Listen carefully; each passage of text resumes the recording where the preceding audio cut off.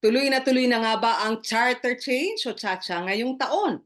Abay marami daw issue ang dapat pang harapin at paghahanda na dapat gawin.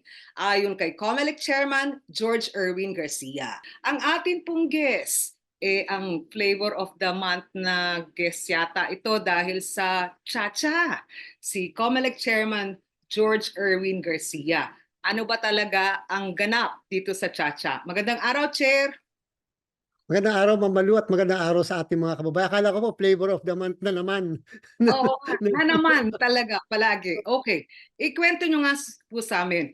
Ano ba 'tong mga natanggap ninyong mga signatures? 750 plus cities and municipalities, pero wala pang petisyon. Ano ba ang score? Sa araw na ito po, more or less, ay mga 800 na, more or less po, na mga municipalities and cities, at mahigit na po na 100 ang distrito na involved na yan. Ang lahat po ng distrito sa buong Pilipinas ay 253. Kung sino man yung proponent at nagpupursige ng People's Initiative, kinakailangan po mamalu ay 253 na distrito ang makuhanan nila ng 3% ng mga signatures. Alam niyo po, tama po naman yung proseso na yon. Kahit po wala pang formal na petisyon na pinafile sa COMELEC, base po sa ating guidelines, kinakailangan yung mga nakolektang signatures sa bawat bayan o syudad, kinakailangan maisubmit po ito sa ating mga local COMELEC. Yung local COMELEC po natin, bibilangin nila yung mga lagdana na andyan sa signature forms. At kung halimbawa sabi po ng proponent meron silang 5,000 na sinabmit sa syudad na ito o sa municipal election officer na yan, ay titingnan po ng aming election officer kung talagang 5,000 yan, at pagkatapos po kung kontento siya na 5,000 yan without yet verifying the signatures, wala pa pong verification na mangyayari, ay mag-i-issue po siya ng certification kung ilan ang tinanggap niya na signatures at ilang number of forms ang tinanggap po niya. At malamang-lamang po mamalu yung certifications na yan na nakuha ng proponent sa buong Pilipinas sa bawat distrito ay magiging Annex B ng kanilang petisyon, sapagkat yun po ang nakalagay. Hindi po magkakaroon ng sufficiency in form and in substance ang magiging petisyon kung wala yung certification na kinuha nila sa mga local COMELEC namin. So technically po, wala pang jurisdiction ang Commission on Elections. All right. Ngayon po, sa total, 253 congressional districts, 3% of all voters in each district. Ano po?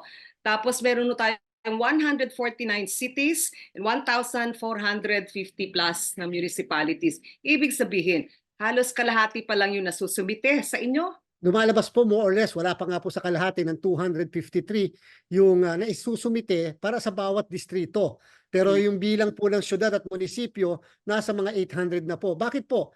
May posibilidad po kasi, Ma'am Malu, na ang ginagawa nila ay halimbawa sa isang syudad o sa isang distrito, 10 bayan ang isang distrito at isang syudad. May posibilidad na yung proponent nag-concentrate lang sa isang bayan o sa isang syudad. Hindi na sinama yung ibang bayan doon. Kasi ang sabi lang naman ng konstitusyon ng saligang batas, 3% per legislative district. Hindi naman sinabing 3% per municipality or city. So, yung 3% po, napakaliit po niyan. Kung 250,000 ng registered voters, mga 7,500 po yan. So, may posibilidad na ang strategy nila, kinukuha lang sa isang bayan at hindi nakukuha sa ibang bayan pa. So, kaya po hindi ganun kadami yung mga municipalities and cities pa na nakukuhanan. So, sa kasalukuyan po, tama po, at hindi pa rin namin ma-determine kung yung na-submit sa amin na bayan o syudad ay yung 3% nila. Kasi may posibilidad po doon sa ibang bayan within the district ay bigla pa silang mag-submit pa rin ng karagdagang mga lagda o pirma para doon sa distrito na yon. Okay. Ngayon, Chair, ang inyo pong rule dapat walang pondo ng gobyerno o walang government officials na nasa likod nitong pagpapirma na to. Sino ba yung sila? Sino yung nasa likod ng pirma at paano sila nagkaroon ng kapasidad na ganito kalawak na operasyon? Medyo may pangako daw yatang ayuda kung sila ay pipirma. Tama po kayo. Meron po tayong COMELEC Resolution 10650. Yan po ay na-promulgate noong 2020. At sa resolution na yan, sa section 16 yan, may nakalagay na talagang bawal gamitin ng public funds, lalo na kung ito'y gagamitin sa pangangalap ng mga pirma. Kaya lang, aminin na po natin, Ma'am Malu, na yun namang mga nagpapapirmang yan, lalo pat sila ay may matataas na pwesto, sigurado namang nasa likod at hindi naman haharap at lalantad ng mga yan. At sigurado rin na kapag ka nag-file ng petition sa atin, malamang-lamang po hindi mga pangalan nila yung mga nakalagay po dyan. Subalit, kung may mga akusasyon at aligasyon, lalo na po sa paggamit ng pondo ng bayan, number one po, kung ito'y public fund, ginamit po dyan, yan po ay nasa jurisdiction talaga ng Office of the Ombudsman.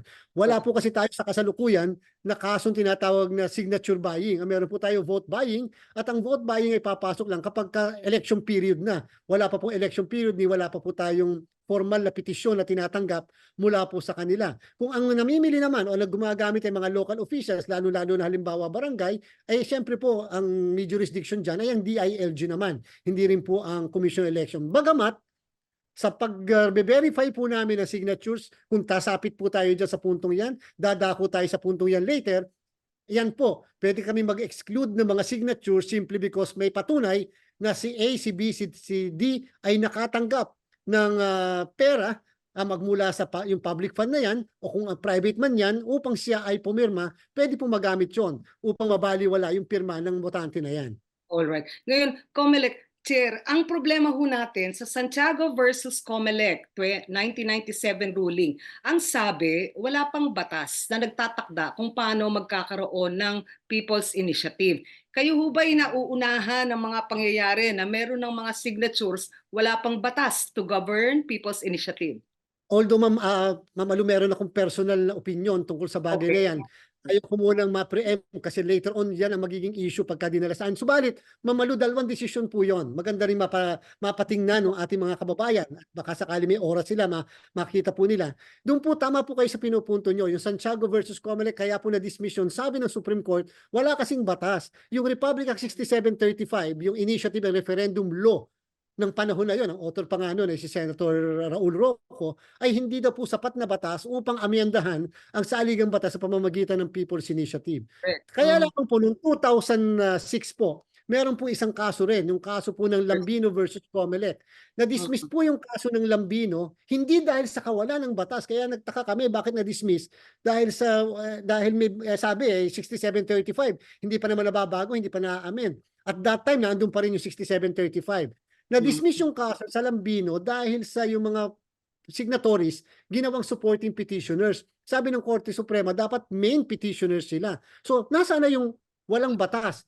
Yung po pala, si Mr. Lambino ay nag-file ng motion for reconsideration. At doon sa motion for reconsideration, nakalagay sa last part na sinasabi ng Korte Suprema na may 10 mahistrado ang nagsabi na ang Republic Act 6735 ay sapat na batas upang amyendahan ang saligang batas sa pamamagitan ng People's Initiative. So yung isang bagay na yan ay maaari naming maisama sa magiging disposisyon ng Commission later on kapag nag-determine kami ng sufficiency in form and substance. Gusto lang namin emphasize, Ma'am Malu, na ang trabaho po talaga ng COMELEC magmula sa pagtanggap ng mga pirma hanggang later on sa pagtanggap ng petition ay purely ministerial. Wala po kaming discretion sa lahat ng bagay na yan.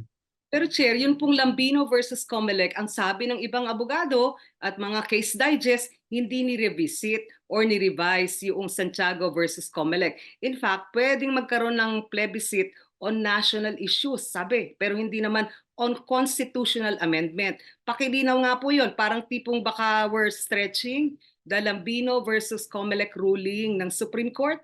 Yan po yung maganda na ma-revisit nga yan at yan yung legal issue na i-resolve later on ng Korte Suprema. Ano man po ang maging disposisyon ng COMELEC? Halimbawa, hindi kami pumabor doon sa petition, sigurado meron magdadala sa Korte Suprema upang questionin at sabihin na hindi, yun yung tamang batas. Ito po yung tamang pagkakataon na ma-settle once and for all. Nag-reverse pa talaga ang Supreme Court sa kaso ng Lambino. Nagsabi ba talaga ang Supreme Court na may sapat na batas at yan yung Republic Act 6735. Yan po yung isang legal issue na to a certain extent, at least may madadala sa Korte Suprema upang ma-settle once and for all ang bagay na yan. Okay. Chair, balikan po natin yung backstory. Merong plebisitong magaganap at may pondong dumating. Yung 12 billion pesos na naidagdag sa inyo for conduct of plebiscites, referendum, etc. Ma'am Malu, 13 billion po yon, hindi lang 12 billion. Maaari lang magkaibang items kasi ang pinagbagsakan. Isang 12 sa item ng referendum recall initiative and other election preparation at isang item sa 1 billion para sa preparatory national and local election. Totoo Okay. po yan, hindi talaga tayo nanghingi ng 12 billion, lalo na sa isang people's initiative sapagkat wala namang people's initiative na Correct. pinag-uusapan kung mag-propose tayo ng budget. Ang katotohanan po talaga, ilagay natin sa tamang perspective po, ang COMELEC ay nabawasan ng 17.4 billion nung kami po ay nagdefend ng budget sa ating executive department. Yung 17.4 billion pesos na yan po ay talagang nakaalaan para sa preparasyon ng national and local election. Talaga pong malaki kapag 1 year before the election yung ginagastos. Tinanggalan po kami, zero po yung item namin para sa voters education and information. Na-zero rin po kami sa IT equipments na kailangan din sa paghahanda sa election. Na-zero din po kami, hindi kami binigyan ng budget para sa internet voting na ang gusto talaga namin ay magtuloy ang internet voting. Nung nasa House po tayo, patuloy nating hinihingit ng mga makaawa na ibalik. Unfortunately, wala pong naibalik. Pagdating po sa Senado, unfortunately, wala rin pong naibalik. Pagdating po sa Bicameral Conference Committee na hindi naman po kami participant, wala namang kaming partisipasyon doon at nung mapirmahan po yung ating pong General Appropriation for 2024, bigla po kami nagkaroon ng budget na 12 billion doon sa item na nabanggit ko at 1 billion doon sa PNLE. Kaya po siguro madami nagtataka rin at madami nanghihinala sapagkat nagbalik sa amin pero hindi po binalik doon sa mga items Yung item. na pinagtanggalan kung hindi sa bagong item na naandyan. Sa amin naman po, sa part ng ahensya, wala po kaming pakialam kahit sang item yan napunta o basta po yan gagamitin namin yan sa national and local election ng 2025. Yun po ang kadahilanan kung bakit nung last week, nung malaman natin na meron talaga pala kaming budget na dagdag, tayo po ay nagpapulong na kaagad sa mga tauhan namin dito upang tanungin ano yung allocation na paglalagyan natin doon sa mga perang yan, lalo na sa first quarter. Ano yung mga kailangan bilhin, ano yung mga items na natanggalan at ibabalik natin sa mga items na yan. So again, wala po kaming pinag-uusapan na People's Initiative o plebisito sapagkat again, wag po nilang kukuhanin yung bagay na hindi naman intended para doon. All right. So, ibig sabihin, Chair, i-insist nyo na constitutionally, financially independent agency ang COMELEC. Ano po? Dahil kayo'y constitutional body. So, kahit sabihin ng Kongreso na nilagay namin ng 12 billion pesos para sa plebisito for Chacha, magkakaroon kayo ng sariling discretion saan nyo gustong ilagak yung pondong yun? Opo, ang tawag po doon, Ma'am Malu, ay fiscal autonomy and that is without disrespect sa ibang ahensya po ng ating pamahalaan sapagkat siyempre po mas alam po ng COMELEC kung paano namin nagagastusin yung mga pondong yan base po sa naging plano namin lalo pa po na hindi lamang po May 2025 national and local elections ang gagawin. Isasagawa ng COMELEC kung hindi 5 buwan pagkatapos ang barangay and SK election. Dalawang magkasabay pong halalan yon na gagawin po natin at sadyang again first time na ganun kalalaking eleksyon ang sasagawa sa isang taon lamang na ilan lang buwan ang pagitan and therefore malaking gastos po yon. Sa isang plebisito po, more or less 13 billion ang nagagastos. Kaya siguro po ang hinala nila ay diyan gagamitin sa plebisito yan. Kung talaga ipipilit po sa amin mag-conduct ng plebisito sa isang people's initiative o anumang klaseng mode ng pagbabago ng saligang batas, marapat po mabigyan kami ng dagdag na budget para po doon. Pero ito po, para sa ibang pinaglaanan po yan. So nasa isip talaga ng COMELEC, yan ay may paglalaanan. For example po, Ma'am Malu, hindi po, nasiro po kami sa overtime. Hindi po kami nabigyan ng budget para sa overtime sa PNLE.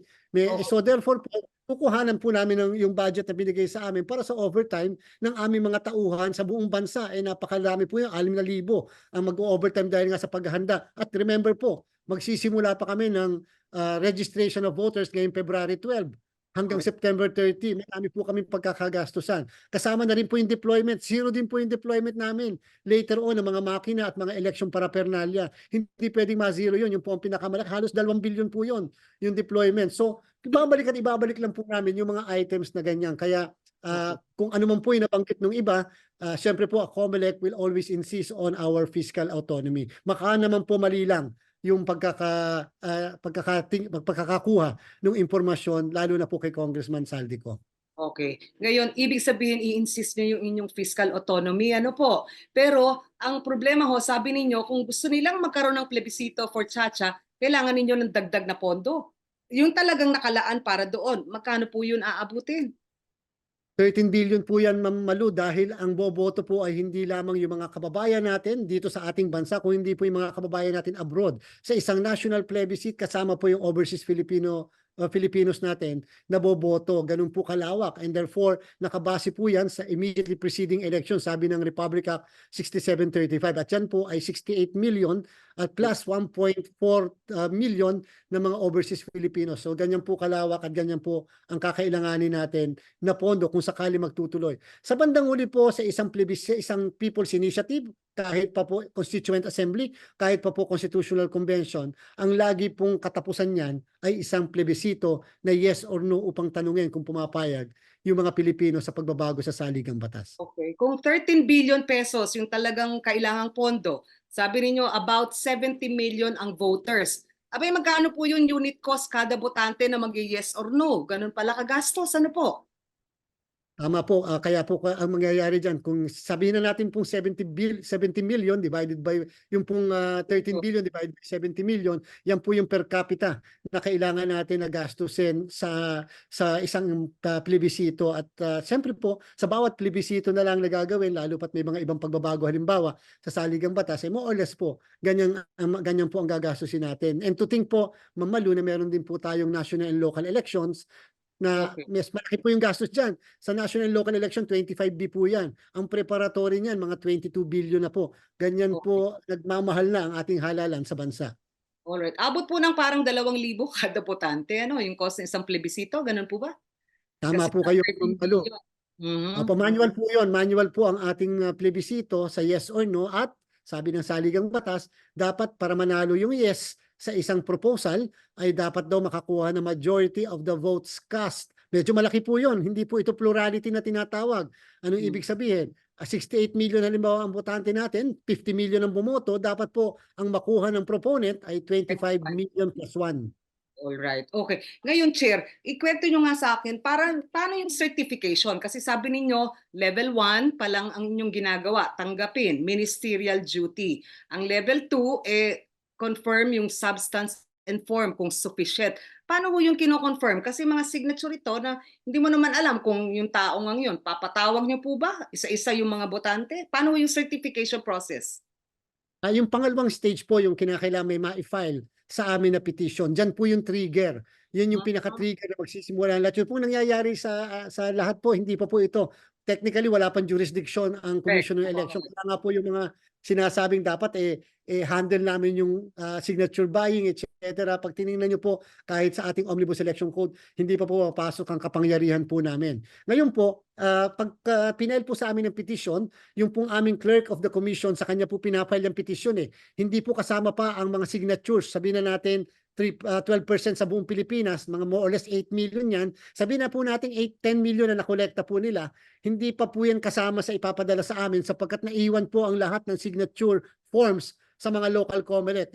Ang pagbabasihan lang po namin ay yung mismong certification na in-issue po sa amin plus yung ipinadalang certification na kaparehas niyan sa amin pong clerk of court. Yung clerk of court po namin, titingnan niya ngayon ano ba yung mga nasa checklist namin. Number 1, may certification ba ng total number of registered voters sa buong bansa sa bawat distrito. Number 2, nandiyan ba yung mga certifications na hinahanap natin. Number 3, nagbayad ba ng filing fee. Number 4, verified ba yan. Yung po yung form. Substance. Kaya po ministerial pag nakita nyo po, titingnan lang namin wala po kaming diskresyon. Ang sunod-sunod naman po, substance. Naandyan ba yung provision ng saligang batas na gustong baguhin? Number 2, naandyan ba yung pagbabago na gusto nilang ilagay doon sa provision ng saligang batas? More or less yun lang po ang substance. Tama po kayo, maaaring dumating kami sa punto ng pagdesisyon din kung sapat ba ang Republic Act 6735 o hindi bilang pagdetermine din ng determination ng substance. Wala pa pong pagdetermine kung nabili ba ang mga signatures, yan ba ay produkto ng pananakot, terorismo, wala pa po doon. Determination lang ng sufficiency in form and substance. Kung sakali pong sabihin namin na ay sufficient siya in form and substance, walang choice, nandyan lahat yung nasa checklist namin, tsaka po namin uutusan yung mga local COMELEC namin to verify the signature, each and every signatures. Alamin, number one, botante ba yan? Number two, signature ba talaga yan ng botante? Based sa existing records po namin, yung mga voters registration records po namin. Of course, tatanggap kami ng mga ayaw yung pirma nila, gusto nilang withdrawin, tatanggap kami ng mga ebidensyang magsasabing nabili kasi yan para po mapatanggal yung mga pangalan. Hindi po nangangahulugan na kung sino ang nasubmit na pangalan, fixed na po yun o permanent. We have the authority to remove each and every signature depende sa circumstances kung bakit dapat tanggalin yung mga pirma. At nakalagay po sa rules, Ma'am Malu, we have not more than 60 days to verify the signature. So ganun lang po ang kaiksi ang binigay sa aming period. Yung po ang kadahilanan, Ma'am Malu, if I may, siguro yung naisip namin kung bakit merong lumalabas na mga timelines. Kasi madali po yung timelines Madali po kasing i-predict ang timelines basta nakapag-file ka, madali kasi yung kilos ng COMELEC nakakahon doon sa periods na nakalagay po sa mismong COMELEC Resolution 10650. Halimbawa po, not more than 60 days to verify. Pagkatapos, pagkasabit sa amin ng mga na-verify na signatures, kung yan ay nakakuha ng 3% or 12%, kapag nag-determine kami na na-achieve talaga yung 3% and 12% nationwide, we have only 60 but not more than 90 days to conduct the plebiscite. Ganun po kaiksi lang yung binigay mismo sa amin na panahon para i-conduct ang plebiscite. Ngayon, Chair, parang imposibleng trabaho yan, ano? Halimbawa, 10 million signatures o signatories. Ilan ho ba yung COMELEC na magbe-verify ng signatures? Kung yan ba'y nabili, yan ba'y peke, yan ba'y inudyok lang, yan ba'y ginamitan ng public funds? Ilan po yung COMELEC personnel na kayang mag-verify nun, nung 10 million signatures? Lagay na natin sa 10. Tama po kayo. At nakadepende yan sa kung saan nag-concentrate na kumuha ng signature yung mismong proponent. Halimbawa, sa halip na kuhanan yung lahat ng bayan at syudad sa isang distrito, nag-concentrate lang sa isang bayan dahil sa palagay nila, sapat na yung 7.5 doon, kawawa yung aming local COMELEC doon na may isa o dalawang election assistant lang na magbe-verify ng signatures. Malamang-lamang ang gagawin namin, yung mga election officers ng ibang bayan na hindi magbe-verify, dahil walang nakuhang signature naman sa bawat yun po ang gagamitin namin para tumulong sa mga local COMELEC namin. And therefore, baka po masacrifice yung aktibidad na ginagawa namin at that time, which is yung registration of voters. Hindi naman po pwedeng ipagkatiwala sa iba yung pagpaparehistro ng boto, ng mga botante. And therefore, magkakasabay yung dalawang aktibidad na yon na practically parehas na mga tao ang gagamitin sa bawat aktibidad na yan. Sa yung tupo ng verification of signatures, meron bang parang emergency o SOS center ang COMELEC? Halimbawa, magsusuplong yung ilang mga supposedly signatories hindi naman kanya pala yung signature o nabili yung kanyang pirma. Saan ho pwedeng magkaroon ng complaint o mag-lodge ng complaint ang mga tao kung sakali para matulungan yung verification process niyo? Dapat po sa local COMELEC lahat. Hindi po namin pwedeng pakialaman ang verification nila. Meaning to say, discretion po ng aming, nabanggit po kasi mismo sa batas at saka sa patakaran na local COMELEC, yung election officers namin, ang may otoridad sa pagbe-verify. So dapat po, kung may mga magwi-withdraw, may mga ebidensya mapipresenta patungkol sa pamimili o ng pagbibigay ng something, pera man o in kind, para pumirma, dapat po sa kanila lahat. Ayaw po natin pakialaman yung proseso na yon. Kasi dapat, again, hindi na po politika dapat yung proseso na gagawin sa verification. Talaga po napakahirap, Ma'am Malu, sapagkat, again, first time po natin gagawin yung verification kung aabot tayo sa ganyan. Tingnan po natin kung talaga magpa-file sila ng formal na petisyon. Kasi nga po sa kasalukuyan, nag-gather, nagsasabit sa amin ng signatures at napakamalayo pa naman po sa 253 yung so far na natatanggap namin sa buong Pilipinas. So, hindi po namin alam kailan nila ipapile yan. At again, gusto ko lang sabihin, napakahirap po kung magkukunta kami ng plebisito ng next year. Sobrang hirap po yun sapagkat national and local election po yung next year. At may desisyon din ng Korte Suprema na hanggat maaari hindi dapat kasabay ang isang plebisito sa pagbabago ng saligang batas sa ating pong isang national and local election para daw po makapag-focus ang mga mamamayan sa kung ano yung pinapabago sa saligang batas. So kung kayo ang pipili, ibig sabihin is, wag na muna yung plebisito ngayon kasi may 2025 May national and congressional elections, congressional and local elections, ano po? At may SK. Kung masasabi nga lang po sana namin wag sana, kaya lang po siyempre i-insist sa amin lahat na yan po itungkulin ng COMELEC, nasa konstitusyon din at nasa batas at nasa patakaran din. So again, we will have to perform these duties. Ngayon po in the meantime, ang instruction lang namin sa mga local COMELEC namin, no, tanggapin nyo lang ng tanggapin yung mga signatures and then bilangin nyo isa-isa based sa ating guidelines. We are going to Mamalu, tell to the Filipino people, we will abide by the rules. Hindi po tayo magso-shortcut dito. Basta kung ano yung nasa rules, kese hodang yan ay magtagal, kese hodang tedious ang process, what can we do? Yun po yung proseso na dapat is-observe ng komisyon. Chairman, kayo po ay abogado, ano po, yung petisyon na umiikot, naka-Ingles, yung proposal, di ba po, for the Senate and Congress to vote as one. Parang ganun ho, ano? Pero meron nung nakalagay namang abiso doon na nabasa niya sa wikang Filipino yung teksto na yon. Paano ho yun? Parang karamihan ho ng mga Pinoy wala ngang alam sa Constitution. Parang 70% yata ang walang sapat na kaalaman. At ang sabi po meron hong parang 50+%, halos 60% na ayaw ng charter change ever, ngayon, sa susunod na taon o ever. So paano ho nagkaroon bigla ng ganun kadaming signature at nasa Ingles? Naintindihan po kaya ng mga pumirma?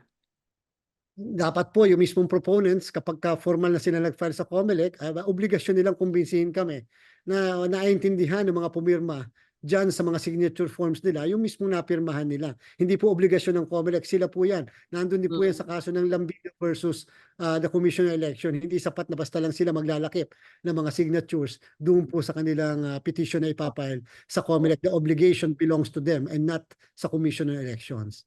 Yung tanong ko lang po, yun yung mga sinumite ng mga signatures, sino yung nagdala? Paano ho dumating sa COMELEC? Sino ba yung nasa likod? Kasi malamang madaming mga folders ito, no? Stacks of folders. Sino ho yung nag-abot sa COMELEC ng mga signatures na yon? Meron bang parang telltale signs who are behind it? Kasi walang tumitindig pang malinaw na proponent sa lokal. Meron lang kung sabi yung pirma, si Mr. Noel Oñate, pero he doesn't figure out as somebody with a lot of money to finance yung parang massive signature procurement. Kalimitan po kapag may mga pumupunta sa mga local COMELEC namin, may mga dala po silang authorization para i-submit yun. At the same time, kasama na rin yung authorization na tanggapin yung pong mga certification na ini-issue ng mga local COMELEC namin. So kalimitan po sa bawat bayan at saka syudad, magkakaiba po yung nagbibigay ng authorization. Minsan po organisasyon yung mismo pumupunta upang sinasabi na sila ay pro amendment ng Constitution ng saligang batas and therefore kaya po sila nagsasubmit. Pero later on po, Ma'am, malalaman natin ang lahat na yan pagka final nila yung mismong petition sapagkat sigurado lalantad at naandon yung mismong proponent. Total naman doon sa mismong nakita natin initial yung sa forms na sinasubmit may pangalan na nakalagay doon and malamang-lamang yung pangalan na yon baka siya ang petitioner o siya yung mismong proponent o siya ay kabilang sa isang organisasyon na titindig at magsasabi na sila ang nasa likod po nito. Okay. Ngayon, Chair, ang sabi ninyo baka maantala o maapektuhan yung voter registration na itong Pebrero dapat magsimula muli. At yung paghahanda ninyo para sa automated election system for May 2025. Ano ho yung perwisyo o aberya na idudulot nitong pirma na to para sa COMELEC? Kung magkakaroon po ng plebisito tayo, sabi po kasi ng batas, walang registration of voters 120 days before a regular election and 90 days before a special election. Ang plebisito po ay isang special election. Kung kaya ang effect po niyan, kung sakali magkakapuntahan po tayo sa level ng magkakakonduct ng plebisito, we will have to suspend the registration of voters and therefore ang resumption niyan malamang-lamang ay pagkatapos pa makonduct ang isang plebisito. Ganun po kahaba ang mismong suspension ng ating registration. Nais po sana namin makapagparehistro ng 3 milyon na mga Pilipinos kasi ang projection po namin may dagdag na 3 milyong mga Filipinos sa ating pong list of voters. So baka po hindi namin ma-accomplish yung 3 milyon na yan. And again, baka po kung sakali, kung magkakaalaman na may ganyan, baka po dahil sususpend namin yung registration, sobrang hahaba yung po mga magpipila sa ating mga registration sites, kahit pa nga gagawin namin sa mga malls, sa mga public places na malalaki, sigurado pong magkukumpulan yung mga kababayan natin para makahabol at marehistro sila for the 2025 national and local elections. Ibig sabihin may posibleng magkakaroon ng injured party, ano po, yung mga botante na gustong magparehistro, 18 years old and above at yung iba pa, kung sakaling magkaroon ng plebisito, hindi ho kaya sila naman ang umangal na, "COMELEC, don't neglect us. Dahil diyan sa plebisito na yan, hindi kami makapagrehistro."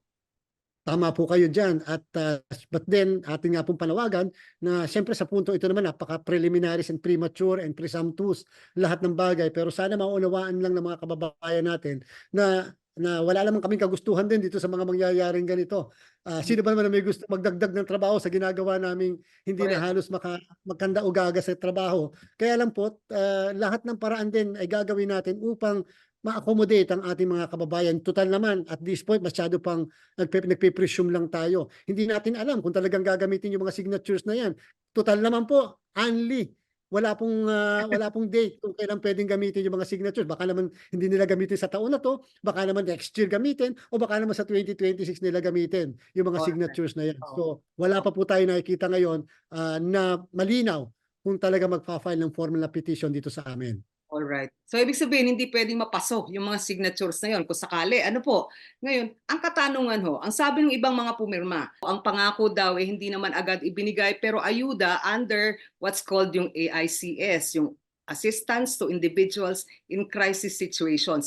Pero wala pa daw ayuda na dumarating. Ibig sabihin, tunay na merong namili ng pirma at tunay na involved ang mga government agencies natin. Yun ho ba ay hindi mga sapat na bagay para ang COMELEC out of its ministerial duty mag-imbestiga? Ano ba talaga ang ganap? Sino ang mga nagmamagic dito sa pirma na to? Kasi po para ma-consider mo yung mga aksyon na yan na criminal, kinakailangan may law na nagpapunish na yan ay criminal. An act cannot be criminal if there is no law punishing it. Kung wala po talaga sa aming Omnibus Election Code, the COMELEC is not empowered to promulgate laws which will make criminal an act. Hindi po namin pwedeng gawin yon. Alam niyo, pinakamaganda po, Ma'am Malu, sa puntong yan, lalo yung paggamit ng ayuda. Bukas po may pagdinig ang Senate Committee po ni Senator Bato de la Rosa at atin po ang inyong lingkod. Kasama po yung mga pamunuan din ng COMELEC patungkol sa issue daw po ng ayuda na ginagamit sa signature gathering. Kasi nga po, magandang maliwanagan din po sa pagdinig na yan kung sakali bang ginagamit yan, ano effect niyan, at the same time yung malawak na implikasyon sa ating mga kababayan. Alright. Ngayon, ang sabi ho ng mga tao is parang nagulat, either nagulat ang COMELEC o bigla kayong binigyan ng dagdag na trabaho or may duda yung iba na the COMELEC is in on it from the beginning. Pasintabi po, kayo po ba'y merong alam? Mga dati ninyong kakilala din naman itong mga nasa Kongreso na proponent ano po ng Chacha. Kayo ba'y nasabihan o merong alam ahead of yung pagbigay ng 12 billion pesos sa dagdag na pondo for Chacha? Ano po ba yung tunay na kwento? Alam niyo po, Ma'am Malu, nung pong matapos kami sa hearing sa Senado, alam na po namin hindi kami madadagdagan ng pondo. Wala na po Okay. kaming follow-up and whatsoever. Kung kaya naman, alam niyo po ba kung saan kami una nagkaroon ng informasyon na may pondo kaming dagdag? Kasi po hanggang ngayon po, hindi pa naman kami nakakakuha ng kopya ng GAA, yung napirmahan po ng ating Pangulo. Wala po kaming kopya noon. Alright. Tumawag lang po sa amin ang isang opisina ng Legislative Department at sinabi, lalo-lalo na po sa Senado, na meron kayong 12 billion. Saan nyo ba gagamitin yan? Wala naman po kami alam na may dinagdag sa aming 12 billion kasi otherwise po, nabanggit po sana nung nasa hearing kami ng Senado. Ibig sabihin, first week hanggang going to the second week of January, wala pa po kami alam na may dagdag kaming 12 billion. Kaya nga po, welcome na development sa amin yun na dinagdagan po kami dahil at least mapopondohan na po namin yung nabigyan kami ng zero. Otherwise po, nasabihan sa amin, oy, may pondo kayo, gagamitin natin yan sa ganito. And that's why, ang pagpapatunay lang po na wala kaming alam dyan, gagamitin po talaga namin. Matyagan lang po nila yung first quarter. Mababawasan namin. Kung talagang nakalaan po yan sa plebisito, hindi po ba dapat hindi namin babawasan yon? Babawasin po namin sa ibang item para na hindi may relasyon sa plebisito. So wala pong alam ang inyong commission election. Kaya lang, tungkulin po yan and therefore, pe-perform po namin. So nung madinig nyo po yun, anong stage ho?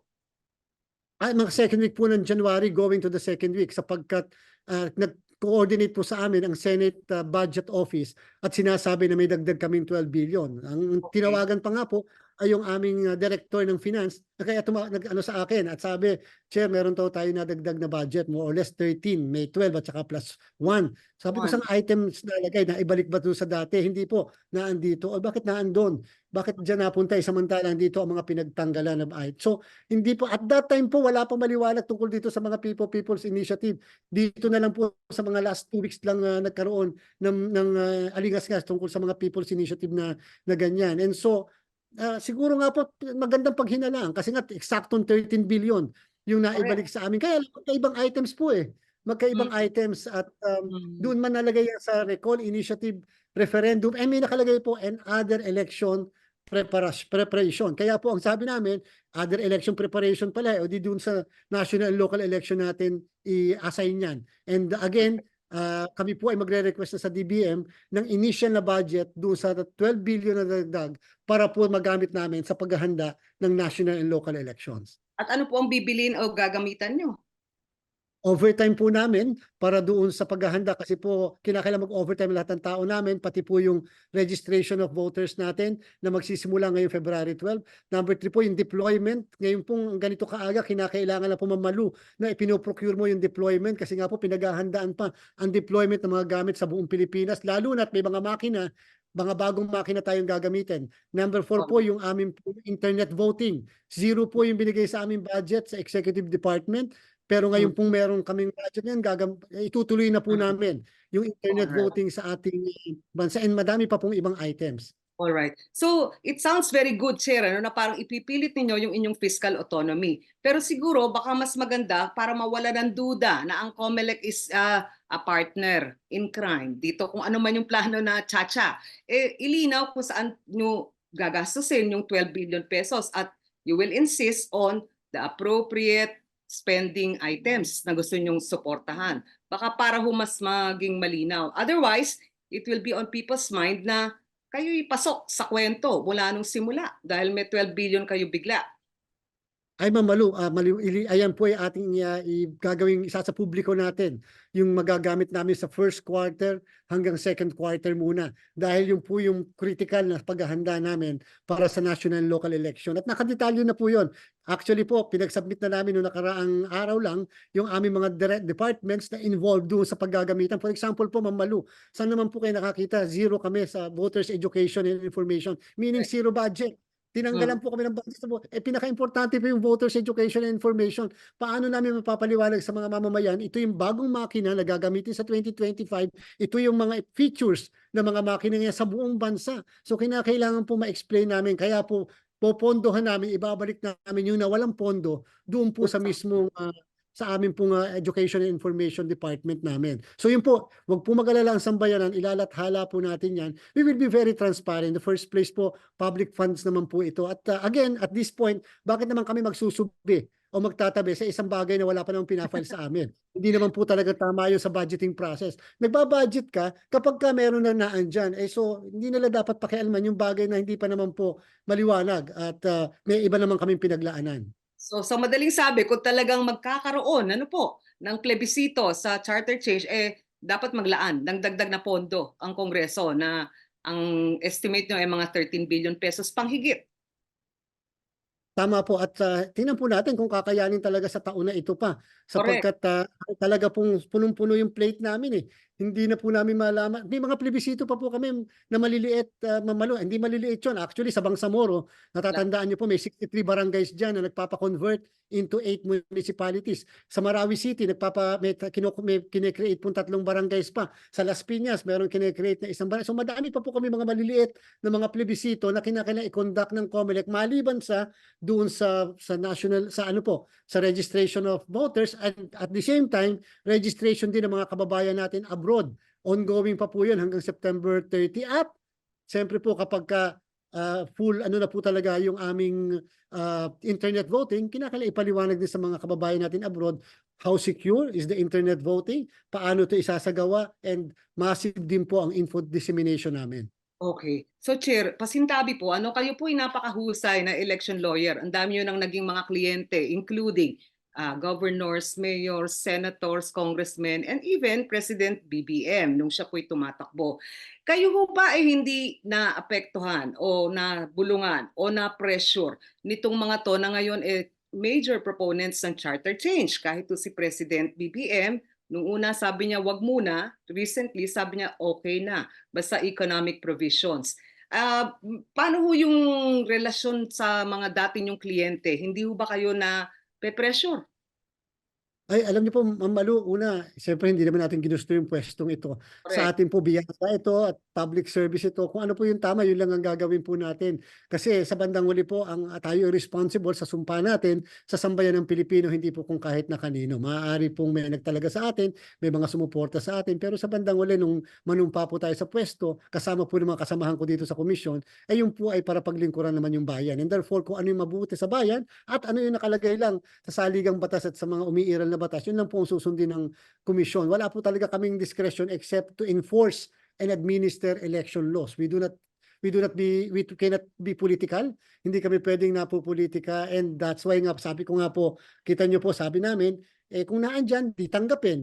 Hindi namin pwedeng i-refuse kasi nasa guidelines, nasa rules. Kung i-file yung petition, hindi pa pwede namin madaliin yan. Huwag nila kami mamadaliin at hindi rin kami tali sa kung kaninong timelines o deadline sapagkat the COMELEC will always be independent. Ito naman po yung napapatunayan namin most recently sa mga kilos po ng inyong Commission on Elections. All right. Ngayon, ang sabi ko nila, and I'm sure you've been monitoring yung mga opinion columns, yung mga balita na phase 1 pa lang daw tong Chacha na ang Senado at ang Kongreso boboto as one.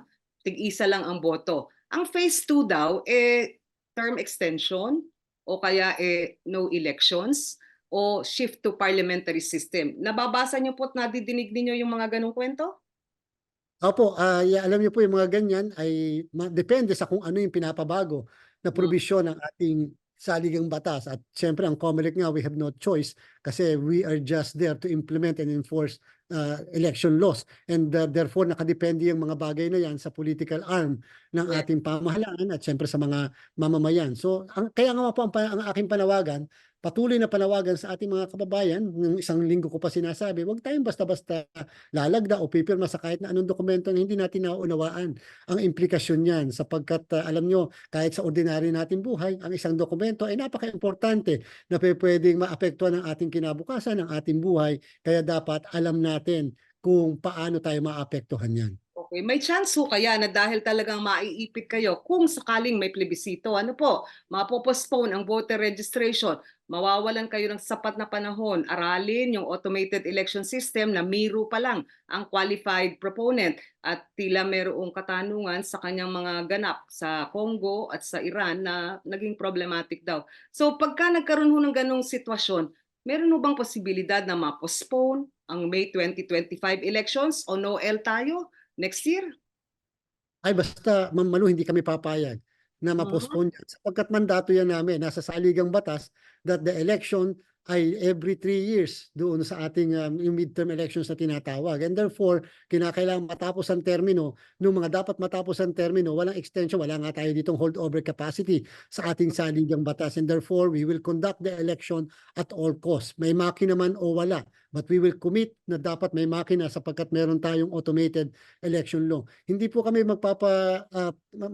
madadivert ang attention namin doon sa mga ganitong klaseng alingas-ngas o maaaring pumasok na trabaho. Kasi po, ang focus namin, preparasyon ng national and local election. We will have the election by 2025. That is our commitment. Kaya lang, kung may magbabago sa mga batas natin, lalo na ang saligang batas, yan po, hindi na talaga makokontrol ng Commission on Elections. Alright. Ngayon sa nakaraang mga taon ho, yung barangay elections halimbawa, na-postpone. Pumuna kayo at sabi niyo ayaw niyong ipa-postpone pero na-postpone pa rin. Itong May 2025 elections, parang tuloy, may duda yung mga tao. Ano kaya ang mangyayari? Tuloy ba o hindi tuloy? Kasi sa dami ng trabahong iniatang sa COMELEC ngayon.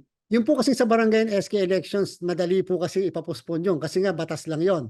And therefore, Alright. yung political terms ng ating pamahalaan, pwede nilang maipapospone yun. Pero yung pong saligang batas, mukhang napakahirap na magpa-defer ng eleksyon dahil saligang batas yan ang pinakamakapangyarihang batas ng ating bansa. And yun nga po, kakailanganin nilang i-amend o baguhin yung saligang batas na hindi naman ganun kadali na mag-amend din. So as of today, the COMELEC is mandated to really conduct the election in May of 2025. At the same time, sabi ng Korte Suprema, may barangay and SK elections tayo ng December din of 2025. Yan po lang ang panuntunan namin at dyan po kami sisingilin ng sambayanan. And therefore, tingnan po natin kung paano kikilos itong mga developments na ito sa ating sa political aspect, pero the COMELEC is hell-bent in conducting the national and local elections and the barangay and SK elections. Okay, yung AES po para sa May 2025, Miro Systems lang ho ang natitira na bidder, ano po. Pero may mga ulat na parang tila naging problematic ang recent election escapades ng Miro sa Congo at sa Iran. Kesyo nagkaroon daw ng bayaran ng election officers sa isang bansa. Nagkaroon daw ng hacking doon sa kabilang bansa. Ito ho ba yung mga inaaral ninyo? Baka naman kasi mamaya bagong sistema, bagong supplier at problematic ang history ng kanyang engagement. Alam niyo po, una sa kasalukuyan para naintindihan ng ating mga kababayan, wala pa po kami nabibigyan ng award. Kahit nag-iisa lang po na bidder yan, hindi po namin nabibigay sa kanila yung award. Nakakalungkot. Alam niyo po, 6 ang bumili po sa amin ng bid documents. 6 ang ini-expect namin magpa-participate. Ito po yung open, transparent, inclusive na bidding, public bidding po yan. Kaya lang, talagang hindi namin po malaman kung bakit sa halip na 6 ay isa lamang ang nag-participate sa aming procurement. Huwag pong mag-alala ang sambayanan sapagkat yung po mga issues na lumalabas po sa mga social media at lalo na patungkol sa kumpanya na inyo pong nabanggit ay makakasama po sa post-qualification. In fact po, magsisimula po ito bukas, pati po yung makina na kanila pong dala-dala dito sa amin upang ipakita kung ito ba'y compliant do sa aming wish list sa terms of reference namin. Talaga bang naandun lahat ang hahanapin namin mga features. At the same time, yung security features. At the same time, totoo ba lahat yung mga sinabit nilang dokumento sa amin? May mga pagsisinungaling ba sila? Kasi may posibilidad pa rin po na sa post-qualification, yung mismong kahit nag-iisa, ay pwede ma-disqualify. And therefore, pupunta kami sa pangatlong yugto, yung tinatawag na negotiated procurement na. Kaya lang po, pagbigyan muna natin yung post-qualification sapagkat yung po nasa level pa ng mga technical people namin at saka special bids and awards committee namin. Alright. So kung sakali pong mapunta sa negotiated bidding, iisa bidder, sa Miro pa rin ho babagsak? Hindi po, dahil pagka negotiated na, baka naman doon sa 5, halimbawa, o sabihin natin 6 sila lahat na pwede mapagpilian namin, kaya lang pala hindi nag-submit, kulang sa papel, kulang sa dokumento, hindi nakahabol, pwede na ma-set aside yung mga ganung requirements. Ang importante, credible ka ba? Ikaw ba may integridad? At the same time, maganda ba yung background mo? And kaya mo ba talaga isupply ang 110,000 machines sa komisyon kahit ito ay ire-rent lang ng COMELEC at hindi naman bibilhin? Okay. Gaano po kahirap na mag-shift kung sakali hong iba yung bidder na manalo? Bagong electoral automated election system ito. Yung training at yung adjustment po ba ng COMELEC personnel magiging mas mahirap? Actually po, sanay na po ang aming mga nasa ITD namin, Information Technology Department. Alam na rin po nila yung mga naging problema ng mga nakaraan. Kung kaya naman naniniwala tayo na kung sakali man may mag-supply sa atin na bago ng mga makina, hindi naman namin kinakailangan ng intervention nila. Kasi sa bandang huli, yung pong terms of reference namin, yung mga technical aspect nung kami ang nag-prescribe doon. So alam namin kung paano i-operate ang buong makina yan. The election in the Philippines, I guarantee by 2025 will be fully an election which is fully governed and conducted by the Commission on Election. Walang intervention, walang interference, walang influence whatsoever. Yung operation lang ng makina yan. Alam mo po, Malu, ang pinakadapat binabantayan ng mga kababayan natin, hindi lang po yung makina. Alam niyo po yung makinang yan, hardware and software lang po yan. Yan po ay scanner lang yan. Pagka pinasok mo, sigurado naman kakainin yung balota dyan eh. Scanner lang po yan. Ang babantayan natin yung ibang aspect ng automated election system. Ano po yun? Siyempre po, lalong-lalo na ang transmission. Kung napansin niyo po, Mamalu, hindi po namin binundle ang transmission. For the first time, in-unbundle natin ang transmission sa hardware and software para iba at para may counter-check ang COMELEC. Dapat ang COMELEC ang kausap ng mga telcos, hindi kung sinong kumpanya. So dapat po yun ang sinabi namin. Kaya po naka-unbundle yon. At the same time, Mamalu, dapat nakafocus ang sambayan ng Pilipino sa mga irregularities outside of the machines. Katulad ng vote buying, terrorism, at katulad ng pagpamanipulate ng eleksyon ng walang relasyon sa makina. Right. Okay, siguro tapos na issue yung Supreme Court ay nag-ruling na throw out ano yung question do sa 2022 elections. Ano ho yung masasabi niyo doon? Kasi parang tila yung iba hindi pa rin masaya. Yung grupo nila General Eliseo Rio na parang hindi yata sapat daw yung ruling.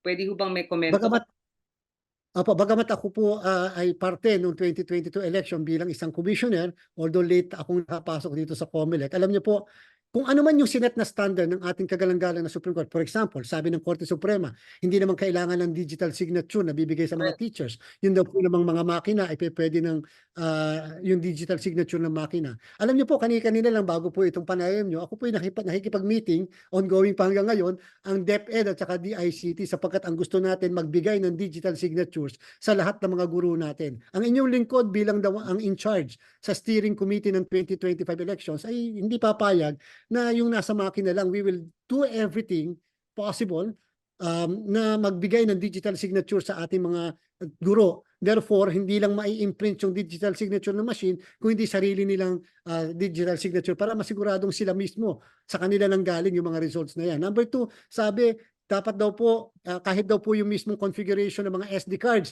kahit wala daw pong observer, okay lang yun, basta ipakita namin ng diagram. Hindi po ako papayag ng ganon. Kinakailangan, magmula sa simula, paano yan kinoconfigure, anong ginagawa ng COMELEC, lagi kami may observer, lagi kami may mga iniimbitahan ng mga citizens arm or groups or interest groups. Kasi wala naman tayo itinatago. Bakit naman natin itatago yung bagay na? Lalong-lalo na yung printing ng balota. Talaga pong gagawin natin dyan, magmula sa una hanggang sa matapos ang printing ng balota, na andyan yung mga ano. So ibig sabihin nag-set po ang Supreme Court ng standard. We wanted to go beyond that standard kasi otherwise po madami pa ring issue na lalabas kung yung standard na lang yan ang ating panuntunan. Dapat po magpursige pa rin kami na taasan yung standard natin para po hindi na sa 2025 kundi susunod na halalan. Okay. Chair, ilibing na natin siguro yung issue ng Smartmatic, ano, pero nagkaroon po kayo ng disqualification resolution at mukhang 6 sa 7 commissioner bumoto na okay yun. Pero ang inyo pong sinabi na punto doon na sabi naman ni Commissioner Ferolino, distant matter. Yun hong alleged bribery ni dating COMELEC Chairman Andy Bautista. Paano ho nagkatagpo-tagpo yun yung disqualification ng Smartmatic batay sa issue na yon? Nasabi ni Commissioner Ferolino, hindi yata yun yung point ng disqualification. Dapat yata inire-review muna yung qualification ng bidder. At kung sakali mang may alleged bribery, wala namang gumugulong pang kaso sa Pilipinas o sa Estados Unidos. Pakipaliwanag nga po yun.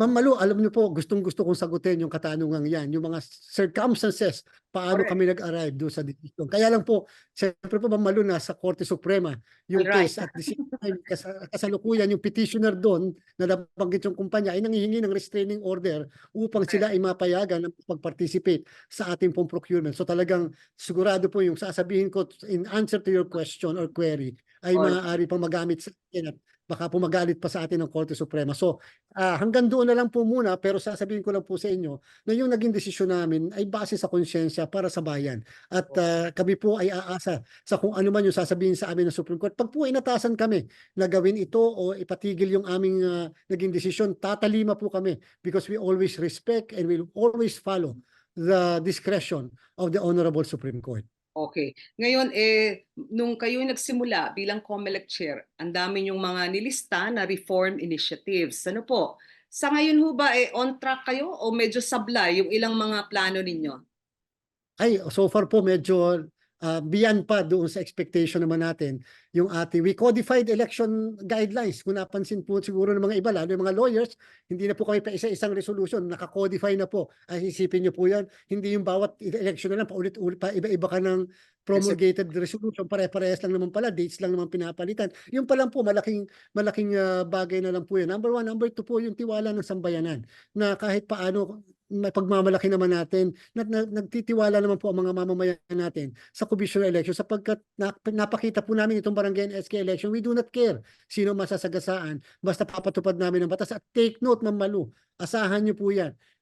Pagdating po nitong October filing ng candidacy para sa 2025, kung ano yung pinatupad naming panuntunan nitong barangay and SK, yun din po ang panuntunan kung paano namin ginawang malinis ang buong bansa sa barangay SK na dapat ay naging madumi dahil lalo-lalo na kalat, etc. Gagawin po namin yan. Pati po yung pamimili ng boto, lalabanan po natin ang lahat ng yan. Ang kailangan lang po namin yung tulong at suporta ng mga mamamayan. On track po tayo sa lahat because we wanted again to set a standard para sa future elections. Hinangahangaan na po tayo sa ibang bansa. Binigyan na po kami ng 4 na awards sa mga ibang innovations natin dito. Ay hindi lang po dapat sa award, dapat lang po mas makontento ang sambayanan at dapat alam nila paano sila makakatulong, ano ba talaga ang proseso, hindi inililihim sa kanila. Okay. Noon hong barangay SK election, sinabi ninyo na bawal magkaroon ng withdrawal na 500,000 pesos and up, ano? Parang Anti-Money Laundering Council standard din po 'yon. Pero sa local elections at sa national elections, ang sabi po nila pera-pera talaga ang mamamayani. Kumbaga ang vote buying at vote selling, hindi naman talaga mapipigil pa ng COMELEC dahil sino namang kandidato ang aamin na namimili siya ng boto. Liban pa doon, yung sinasabi nilang abuse of state resources, yung mga incumbents na ginagamit, ang mga pondo, pasilidad, personnel ng gobyerno para sila manalong muli. Ano ho yung mga eksaktong pwedeng gawin sa 2025 na gusto ninyo para masawata ang vote buying at para matigil yung paggamit ng state resources para sa re-election? Ang sa amin naman po, di subukan po nila.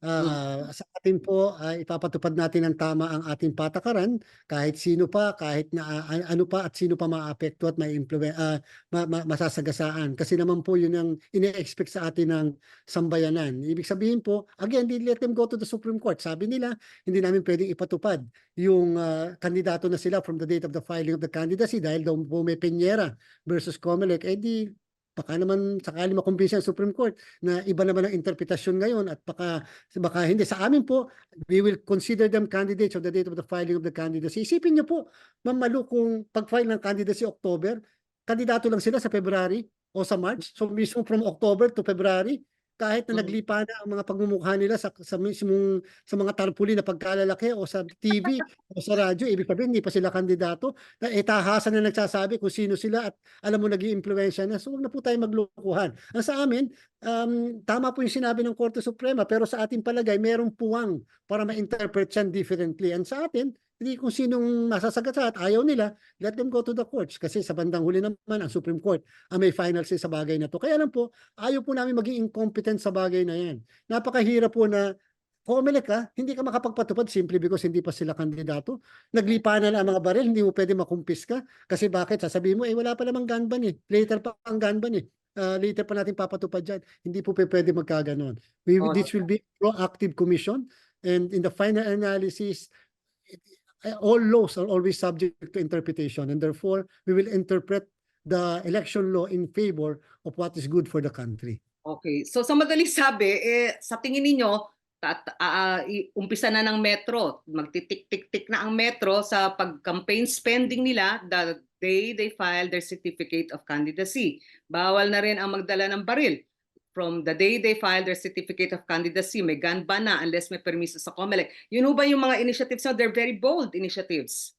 Ay opo, ang election period i-adjust natin dati-dati 120 days. Hindi naman sinabi ng batas na permanent or fiction. Pwede po i-adjust ng COMELEC, i-adjust natin ang election period from the moment of the filing of the certificates of candidacy. And therefore, lahat na expenditure nila counted from the date of the filing of the candidacy. Huwag na tayo magbulahan po. Yung 3 buwan na yon, biro mo po, October, November, December, January, 4 na buwan. Yung 4 na buwan na yun, hindi ka pa kandidato, naggastos ka na ng billions, hindi ka pa kandidato, di magpaliwanag ka na lang later. O kaya questionin nyo kami sa Supreme Court. Yan po yung dapat ginagawa natin. 7,500 nga po yung inisyuhan namin na show cause orders. 253 ang hindi namin pinaproclaim ng barangay SK elections. Alam natin, may mga nasa likod na mas matataas na politiko dyan. But hindi po naman kami nagpatinag doon. Pag talagang hindi dapat i-proclaim, hindi namin gagawin po natin ito dito. Kasi otherwise po, ningasugol lang po yun o kaya pakitang tao lang yung implementasyon po ng ating patakaran. Dapat po pare-parehas, barangay man o SK, national man o local, so that pag wala na kami, at least may standard na pwedeng maging panuntunan ng lahat. Okay. Sir, pero meron dalawa kayong bagong commissioner na ilalagak by next year. Ano po? Magre-retire na po yata o end of term na ni Commissioner Ferolino at Commissioner Casquejo. Tama po? Tama po, by February po of 2025, isipin niyo po, Ma'am Malu, ilang buwan lang ay mag-e-election na. O tayo naman, naniniwala tayo sa wisdom ng ating Pangulo na magtatalaga siya ng naintindihan ang trabaho ng komisyon, naintindihan ang aspeto ng paano yung mga nasimulan natin. So sana po ay maging maayos ang komisyon kahit na may dalawa kaming mawawala na naiintindihan ng lahat ng mga ginawa namin. Sana maituloy din po, masuportahan tayo ng mga papalit po. And tayo po sobrang taas ng paniniwala natin the President will appoint people na yun naman po ang pag-iisip din. Alright. Ano ho yung tamang pag-iisip para maging commissioner? Dapat po una kinakailangan is maunawaan niya o nila na ang COMELEC ay nagtatrabaho para sa bayan. Number one. Number two, kinakailangan wala tayong pabor na hindi porket sila ang naglagay o sila ang nag confirm sa atin or what. Dapat kinakailangan pag mali, pag tama lang po ang ating gagawin. At siyempre, dapat iingatan natin yung public funds, yung pondo ng bayan kasi hindi naman po atin yan. Kahit singkong duling, we will have to account for that. Alright, kahit singkong duling. At ang term ninyo hanggang kailan po, Chair? Dalawa pang eleksyon ang kaya nyo, no? Hanggang 2028? 2029 po ako, Ma'am Malu, kasama ko rin po yung dalawang commissioners pa, si Commissioner Celis and Commissioner Maceda.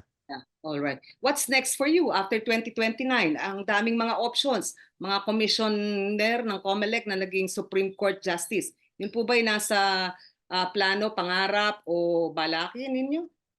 Ma'am Malu, tandaan niyo po itong sasabihin ko. Huli ko na po ito, ayaw na po natin. And that's the reason why I'm doing everything, kasama yung ating mga kasamahan sa NBank, na itama na lang kung anong dapat itama dito sa COMELEC. Kasi sa bandang huli, pag lumingon ako, at least po masasabi ko, yung iniwan ko naman, ay naging maayos kahit paano. And after dun po, siguro end ko na po yun ang public career ko. At the same time, kahit po yung practice ko, madami na rin po ako nasakripisyo. And it's high time naman na medyo yung pribado ay aking maasikaso. Ang dapat lang po, iwanan ang institusyon na matibay, pinagkakatiwalaan ng sambayanan, and at the same time yung kahit paano sandigan din ng mga mamamayan. Alright. Pero kung ganyan po ang mga plano ninyo, as you will leave the COMELEC with a good legacy but probably a lot less friends o fewer friends dahil po sa mga bold initiatives nyo. Okay lang po ba yon? Okay na po yun. Total naman, hanggang doon na nga lang po ako. And therefore, alam niyo po, ang tunay na kaibigan, hindi tumitingin doon sa kung ano yung pangangailangan sa panahon na yan. Ang tunay na pakikipagkaibigan ay tumitingin sa kung ano yung nagpinagsamahan yung maganda. Hindi porket nasagasaan siya o hindi porket siya ay hindi napaboran, kung hindi dahil pinanindigan ng kaibigan yung tama. Okay. So, pirma o no pirma, mga friendship, kung ano yung para sa bayan dapat nakalatag. Opo, alam niyo po, alam din namin yung mga consequences na pwede mangyari sa amin. Alam niyo po, Ma'am Malu, Ano po? lagi kaming haharap sa mga budget hearings, lagi kaming haharap sa mga pagdinig, lalo na sa pagpupursige ng mga pagbabago sa ating mga batas. And therefore, kung sino man po yung sa palagay nila hindi namin nakatuwaan o yung sa palagay nila hindi natuwa sa ginawa namin, lagi rin po nating ma-encounter. Ang importante lang, we elevate the discourse and the debates in a level ng highest professionalism. Kasi sa bandang huli, nagtatrabaho sila, nagtatrabaho din po kami. Kung sila man po lumagay sa kalagayan namin, ayaw mo rin may masabi na kaya ka lang naandyan, nagpagamit ka. Alright. So, hindi magpapagamit ang COMELEC kahit na sa mga dating kliyente o kaibigan o kakilala ninyo? Ay naku, ilan naman po napatunayan na natin na mga naging kliyente o dahil sa may naging previous relation ay hindi naman po tayo nagpatinag. Ang importante lang po, may tiwala ang sambayanan. Doon po kasi nagsisimula yung lahat. Kinakailangan may tiwala ang mga mamamayan sa komisyon. Mawawala pa ba, kaya amin pa po bang ma-afford na mawala yan? Ganyong kahit paano, unti-unti namin nababalik kahit may mga konti pang duda, ang importante na ipapaliwanag. Yun po ang sa akin ang pinaka-importante na ipapaliwanag. Kasi dati, kung hindi napapaliwanag, talagang lagi magdududa ang lahat. Alright. On that note, abay kami huy magbibigay ng malaking good luck at congratulations sa initiative ninyo. Palagay ko ay lahat ng tao nakatuon ng mata sa COMELEC sa mga susunod na linggo kung tutuloy ba o hindi ang Chacha train. Tila ngayon nakabitin pa sa ere. Ano po, sir? Oo nga po. At again, hintayin natin ang susunod na kabanata at susunod na mga pagkilos. Basta ang COMELEC lagi pong nakahanda. Alright. Maraming salamat, Chairman George Erwin Garcia ng Commission on Elections. Maraming plano, maraming sinabing paglilinaw, at sana lahat tayo bantayan kung ano ang susunod na kabanata. Magandang araw, Chairman! Magandang araw din po, mabuhay po kayo.